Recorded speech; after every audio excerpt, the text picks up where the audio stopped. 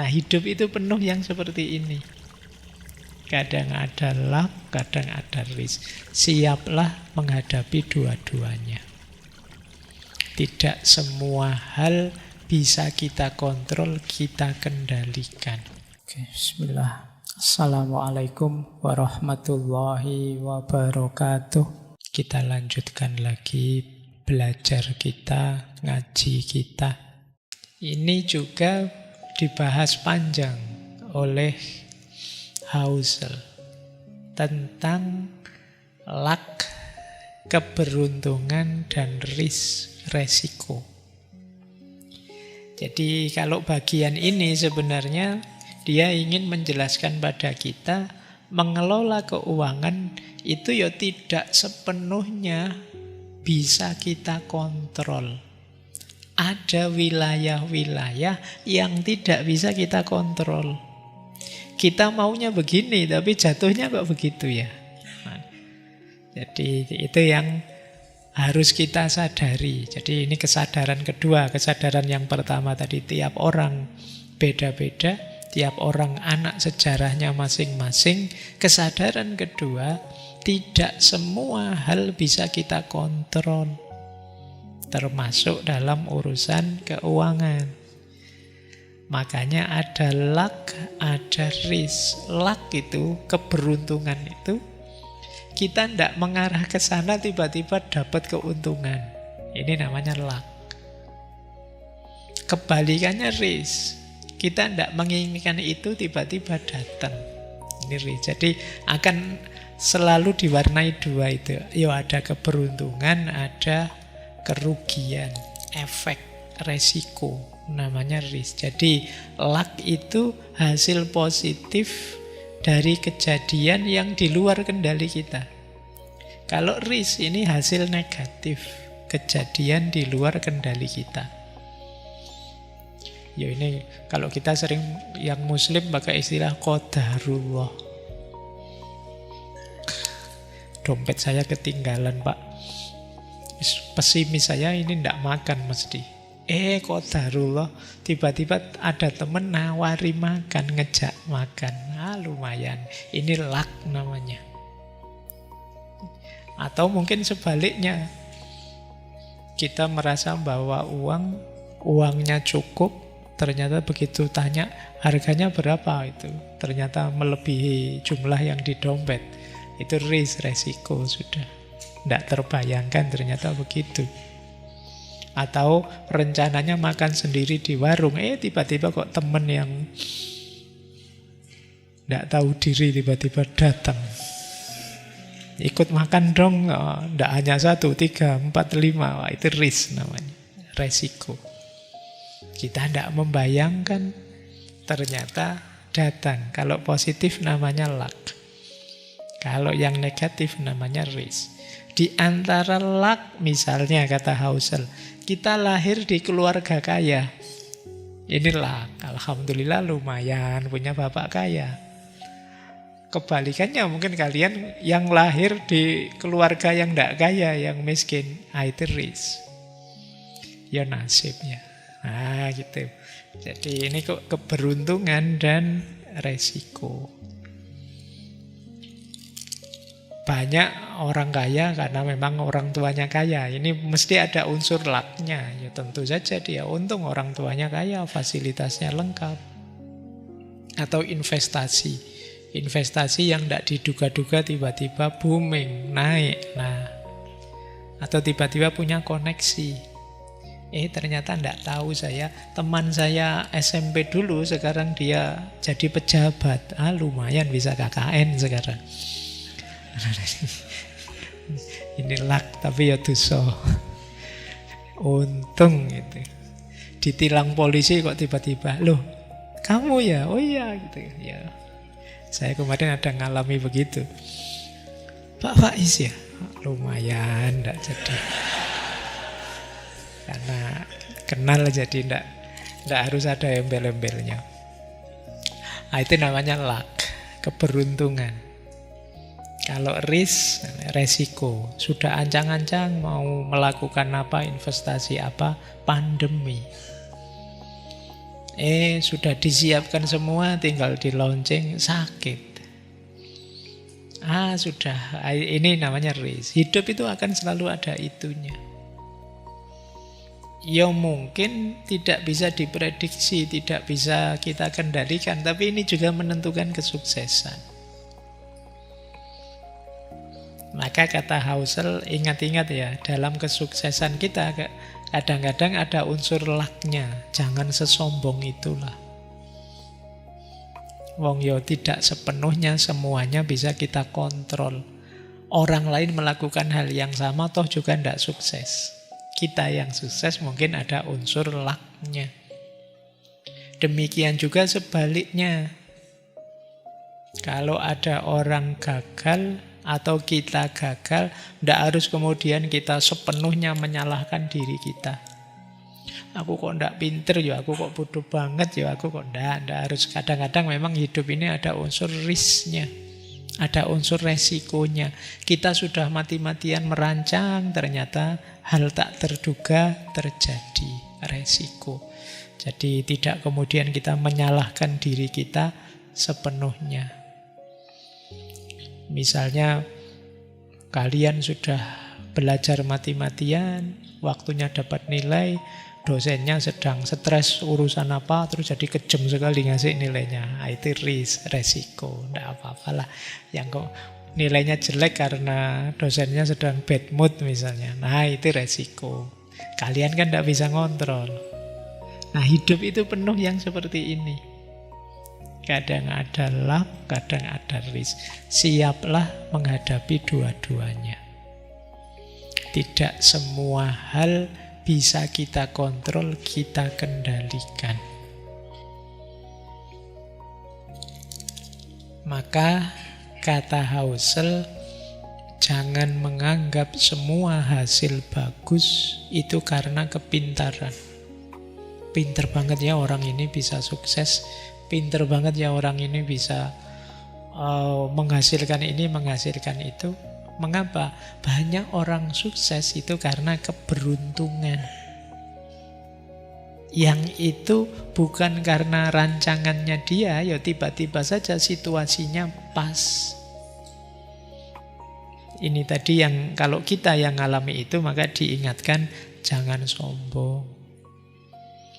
Kalian suksesmu itu tidak hanya karena dirimu, tapi dibantu oleh situasi, mungkin dibantu oleh kondisi. Kalau kita yang beragama, ya karena diridhoi Allah. Allah tidak meridhoi, tidak jalan. Kemudian juga jangan menganggap semua kegagalan itu karena kebodohan. Banyak orang gagal karena muncul resiko yang tidak bisa dia kontrol. Ini kita juga harus sadar itu. Jadi sampai di prinsip kedua ini kita diingatkan jangan gampang memvonis, jangan gampang ngejudge orang. Kamu kok bodoh banget toh ya? Kamu kok ndak pinter banget toh ya? Wong cuma gitu aja loh. Iya sih, tapi kan ada unsur risk yang tidak terduga. Secara rasional sih cuma gitu, tapi kan situasi tidak terduga itu tidak diprediksi, tiba-tiba muncul. Kalau di buku itu Husserl mencontohkan Bill Gates. Bill Gates ini yang kita kenal ya, kiprahnya di dunia perkomputeran.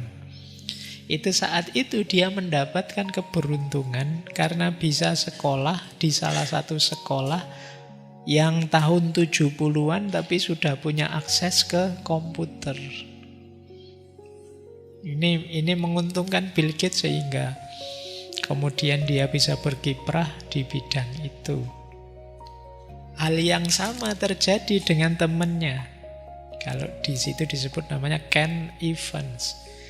Temannya Bill Gates, podo-podo pinter sama-sama cerdasnya luar biasa, tapi terus meninggal karena kecelakaan. Kan nasibnya beda. Yang satu ketemu resiko, yang satu ketemu luck, keberuntungan. Jadi ternyata hidup ini tidak seeksak itu, termasuk urusan uang. Jadi Husserl bilang beberapa orang terlahir dalam keluarga yang mendukung pendidikan, yang lain sebaliknya. Ini nanti ada efeknya. Beberapa terlahir dalam ekonomi yang berkembang pesat, yang mendukung kewirausahaan. Sementara ada orang yang lahir dalam perang dan kemiskinan. Ini kita tidak bisa bantah, situasinya memang begitu. Saya ingin Anda sukses, kata Husserl, dan saya ingin Anda meraihnya. Namun sadarilah bahwa tidak semua kesuksesan itu karena kerja keras. Dan tidak semua kemiskinan disebabkan oleh kemalasan. Maka jangan overestimate pada orang yang sukses dan jangan underestimate pada orang yang gagal. Kita kan selalu kalau ada orang gagal itu melihatnya jelek terus. Alah mesti males itu, mesti tidak memberikan semuanya. Gitu kayak apa ya kamu ngerti lelahnya dia, capeknya dia, dengan santainya kita menyebut dia males-malesan, tidak serius. Ada banyak faktor risk dalam hidup ini. Atau kalau ada orang sukses, wah kita puji setinggi langit, kadang ceritanya dilebih-lebihkan. Oh ini dia orang hebat, ini pinter ini. Itu kalau ditelusuri nasabnya mesti ketemunya orang-orang kaya lah. Malah dilebih-lebihkan sampai kemana-mana. Padahal mungkin ada banyak faktor luck saja. Oke ya, saya banyak diceritai orang yang kenal ngaji filsafat itu karena diuntungkan oleh pandemi. Jadi ngertinya pandemi, sebelumnya tidak ada orang kenal ngaji filsafat, tapi begitu pandemi terpaksa orang di rumah, daripada nganggur, terus ketemu ngaji filsafat terus kenal. Banyak yang begitu. Itu kan ini yang disebut faktor. Saya tidak bisa mengendalikan. Pandemi bukan ciptaan saya. Tapi diuntungkan oleh itu. Itu namanya faktor luck.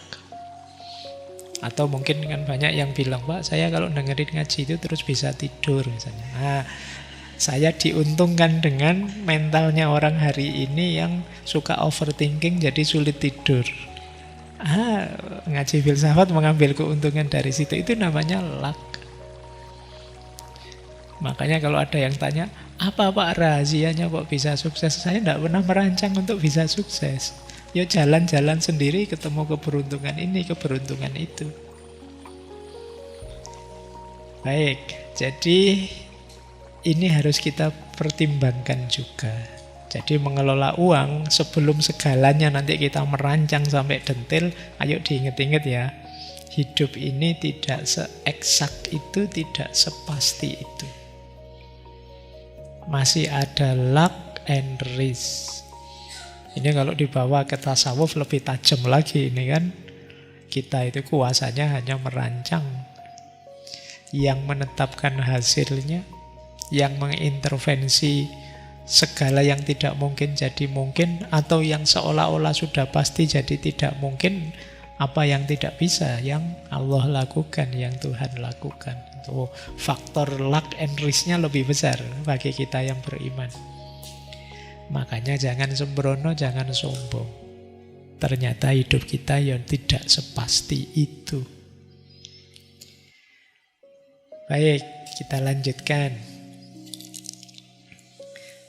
Nah, selanjutnya Husserl juga membedakan antara rich and wealth. Rich itu kaya. Sebenarnya maknanya sama, cuma wealth itu orang sering menerjemahnya kekayaan. Kata Husserl, you can be wealthy and not rich. You can be rich and not wealthy. Ini kalau diterjemah letterlek bisa, engkau bisa kaya tapi sebenarnya tidak kaya. Bisa juga tidak kaya tapi sebenarnya kaya. Itu bulatnya. Tapi sebenarnya maksudnya beda. Kita sering menganggap sama. Rich itu kaya, itu kekayaan yang tampak, uang yang tampak. Kalau wealth itu uang yang tidak terlihat. Kalau uangnya saya simpen di tabungan itu wealth. Tapi begitu saya belikan HP itu rich. Ya. Sudah dalam wujud laptop Pak, itu rich. Tapi ini aset Pak saya simpen, siapa tahu nanti saya ada kebutuhan ya saya pakai. Itu wealth. Ini tidak sama. Kata Husserl, kekayaan yang sejati itu bukan yang kita pamerkan. Justru yang kita simpan. Jadi kekayaan itu yang aset yang belum kita belanjakan. Itulah kekayaan sejati. Ya, ini kebalikan ya. Ini teorinya agak unik. Berarti kalau kalian lihat temanmu mobilnya mewah ya, rumahnya besar sekali ya, itu belum jadi parameter dia benar-benar kaya. Bisa saja mobilnya mewah, rumahnya besar, tapi utangnya juga banyak. Tidak bisa jadi ukuran. Ya, bisa saja tiap hari gonta-ganti mobil, ya ternyata supir taksi misalnya. Itu kan Pak, kelihatannya dari luarnya kan, kalau sekedar itu ya mirip seperti itu. Jadi orang sering menyamakan kekayaan itu dengan barang yang diperlihatkan, mobil, rumah, jam tangan mewah. Padahal itu menunjukkan bukan kekayaan yang dimiliki, tapi kekayaan yang telah hilang dibelanjakan. Itu kan hasil konsumsi semua. Apa yang dipamerkan itu menunjukkan konsumsi, tidak menunjukkan simpanan kita. Bisa saja orang yang barangnya mewah semua, tapi sebenarnya dia tiap hari di WA sama pinjol, debt collector ngejar-ngejar, bisa saja begitu. Jadi itu bedanya rich and wealth. Bisa saja orang kelihatan kaya, tapi sebenarnya tidak kaya. Rich tapi tidak wealth. Kita ingat-ingat ya.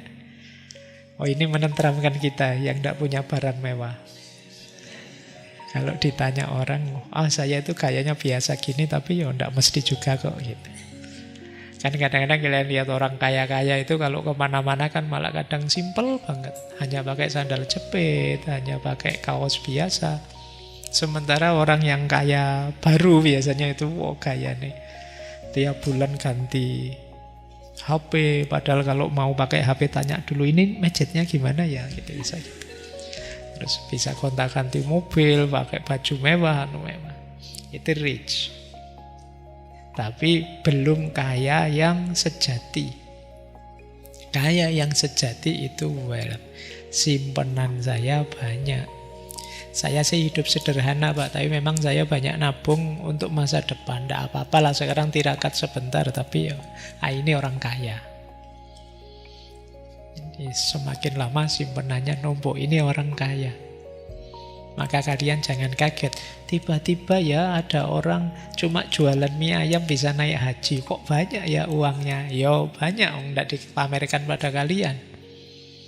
Dia simpen itu jadi aset, terus bisa daftar haji. Padahal mungkin tiap hari hanya nyimpen uang 50 ditabung sekian puluh tahun bisa naik haji.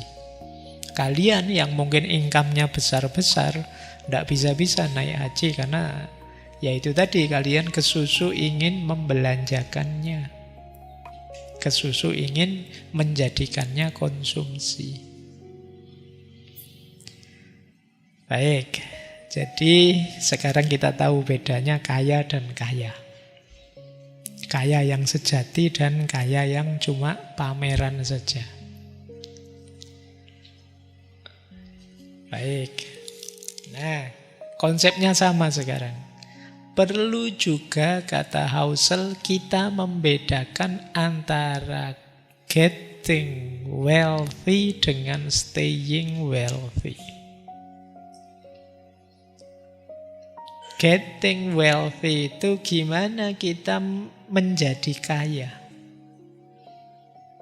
Kalau staying wealthy, gimana kita mempertahankan kekayaan. Ini dua hal yang berbeda. Salah lumus kita gugur, nggak jadi orang kaya kita. Gimana caranya jadi kaya dan gimana caranya tetap kaya. Kata Husserl, untuk jadi kaya ini awal tetap ya. Diperlukan semangat, kerja keras, berani spekulasi. Ini untuk jadi kaya. Tidak putus asa, jatuh bangun lagi. Itu getting wealthy. Mendirikan bisnis, beli saham, meminjam untuk usaha. Ini getting wealthy namanya. Nanti mentalnya harus disesuaikan kalau sudah kaya dan ingin mempertahankan. Tidak bisa lagi pakai mental lama, bisa bahaya. Untuk staying wealthy, ini setelah punya aset, ya kita lebih banyak butuh perlindungan, manajemen resiko. Mungkin menyimpan dana sebagian untuk jaga-jaga asuransi. Tidak berani lagi terlalu banyak spekulasi, harus lebih hati-hati, mentalnya beda. Ketika menuju kekayaan mungkin kita harus lebih berani. Spekulasi ini, nyoba itu. Tapi ketika mempertahankan ya harusnya tidak senekat itu. Kalau dianalogikan mungkin getting wealthy itu seperti orang naik ke puncak gunung. Harus mengerahkan tenaga, berani, semangatnya tinggi. Sementara staying wealthy itu sudah di atas gunung kita.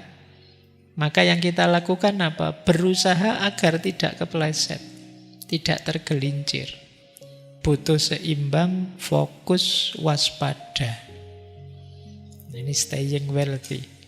Banyak orang yang bisa menjadi kaya, tetapi terus gagal untuk jadi tetap kaya. Kenapa begitu? Mentalnya tidak berubah seperti waktu getting. Terlalu berani spekulasi, terlalu berani mengambil resiko. Tidak tahu kapan harus berhenti, pokoknya ingin ekspansi terus. Salah satunya mesti terus gagal, jatuh. Ini staying wealthy. Jadi yang satu getting wealthy, yang satu staying wealthy. Ini mentalitasnya berbeda, tidak boleh sama. Baik, ini kalian ingat-ingat ya, saya tahu tidak bisa sekarang menerapkannya. Mungkin besok-besok kalau kalian usaha, kalau kalian sedang berjuang, ada beda strategi ya antara proses menjadi kaya dan bertahan agar tetap kaya. Cuma kekayaan yang hakiki ya, bukan kekayaan yang sekedar untuk dipamerkan, yang rich tadi. Ini pentingnya dulu kita punya konsep hidup yang sederhana saja, yang minimalis saja. Biar apa? Biar kekayaan kita, kekayaannya sejati. Tidak sekedar kekayaan untuk dipamerkan. Sekarang kan banyak kita belanja hal-hal yang sebenarnya kita tidak butuh, hanya untuk pamer saja sih. Mungkin ada yang pegang HP lebih dari 3, kalau kemana-mana dijajar-jajar gitu. Kemudian ada yang ganti mobil tiap tahun, ganti laptop terus-terusan. Ini kemungkinan dia orang kaya tapi jenis rich, bukan yang wealthy. Ya itu mental kaya berarti penting. Yang lebihnya mohon maaf. Wallahul muwaffiq, wallahu a'lam bissawab. Wassalamualaikum warahmatullahi wabarakatuh.